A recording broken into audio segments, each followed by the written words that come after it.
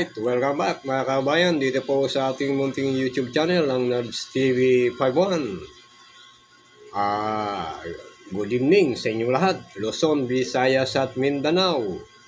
Siyempre, hindi po natin nakakalimutan ang ating pong mga kababayan na OFW. Kung saan nga po ay sila po ay naghahanap buhay sa ibayong dagat para po sa kanilang mga mahal sa buhay. Yan po, mag-iingat po kayo mga mahal na kababayan at mga mahal na kapatid.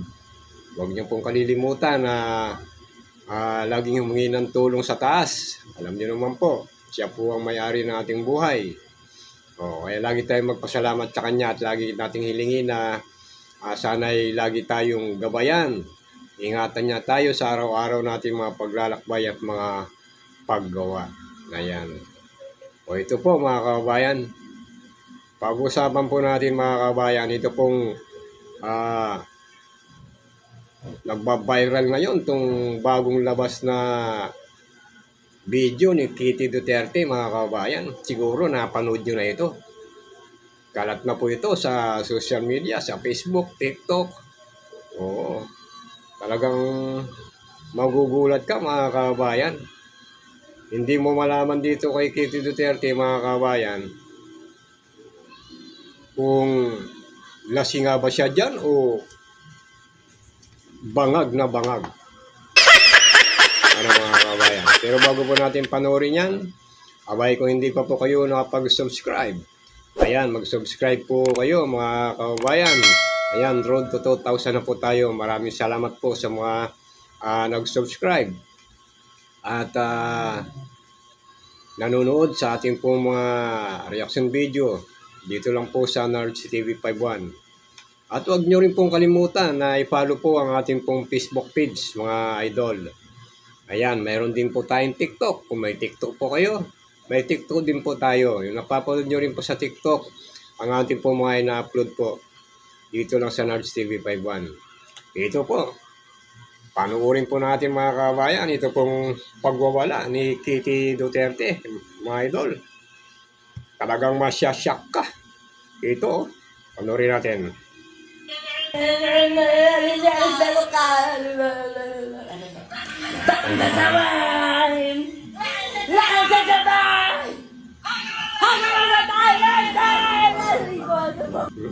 Grabe ano, yan o, diba? Ang lakas ng amats ano mga idol. Ang lakas ng tama ni Kitty Duterte rito. Ano kaya tinira nito ano? Batang pasaway, wala kang kasabay, handang mamatay. Diba? Talagang pinakita ng mga idol ang kanyang tinik. Pagkatapos ngayon bintang sila ng bintang, si PBBM daw ay adik at bangag. Pero nakikita natin sa mga kilos nila mga kabayan, sa mga Duterte, nasa kanila mga kababayan makikita ang pagiging isang bangag. Diba? Kita mo naman talagang makikita mo na mga kababayan, lumilitaw talaga yon.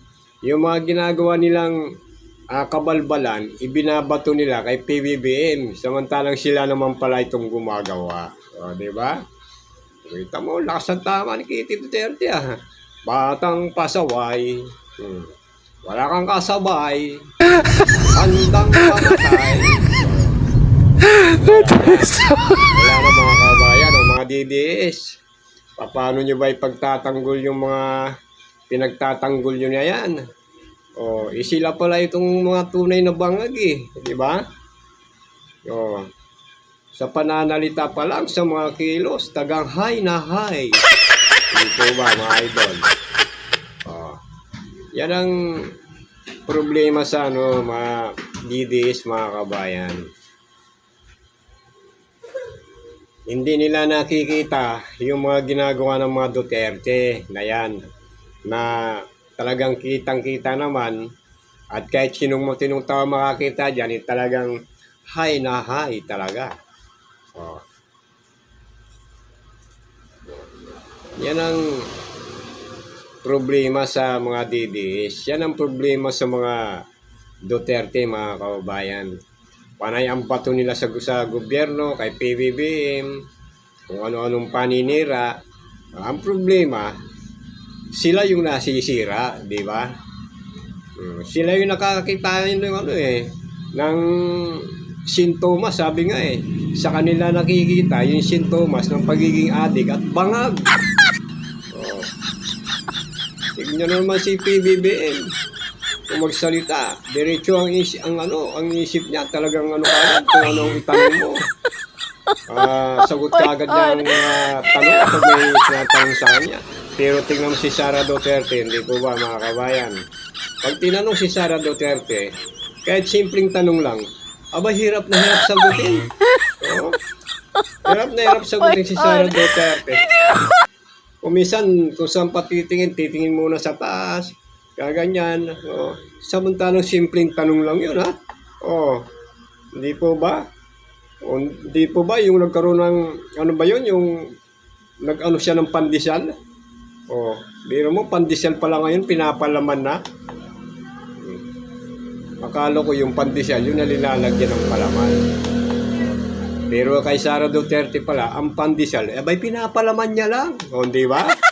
O, ayan ba ang matino? O, pagkatapos yung isda, linagyan niya ng buto. O, linagyan ni Sara Duterte ng buto yung isda, mga kabayan. Saan ka pa? Diyos ko po. Pag yan po ang naging presidente. O, tapos si Pulong naman, at saka si Paulo Duterte. Oh, yung isa lang pala yun. Si Baste. Oh, si Baste at saka si Pulong. Ang lakas naman maghamon. Naghamon na naman si naghamon ngayon Si Paulo O, pagkatapos kinasahan ng kanilang hamon, takbo atulin. Oh, diba? Takbo atulin. Wala talagang itong mga Duterte, kumano lang sa puro hangin ang laman ng mga ulo. Puro hangin, mga kabayan. O, tapos itong bunso nilang kapatid, si Kite, kita mo naman. Puro droga ata ang laman ng utak nito. Puro droga utak. Ang laman ng utak ni Kito Duterte. O, kita mo, batang pasaway. O, walang kasabay. Handang mamatay. O, tama? Hindi ba? O, kayo na pong bahalang dyan, mga kabayan. Kung ano po sa inyong palagay, lasing po ba siya sa sa alak o lasing sa droga? Mga kabayan? O baka naman pinagsabay niya yung alak at saka droga, kaya ganyan high na high. Hindi po ba? O, mga kabayan, hanggang dito lang po muna tayo, hanggang sa susunod. Ito po ang Nards TV 551. O, natatawa talaga ako sa ni Kitty Duterte, mga kababayan. O, hanggang sa muli.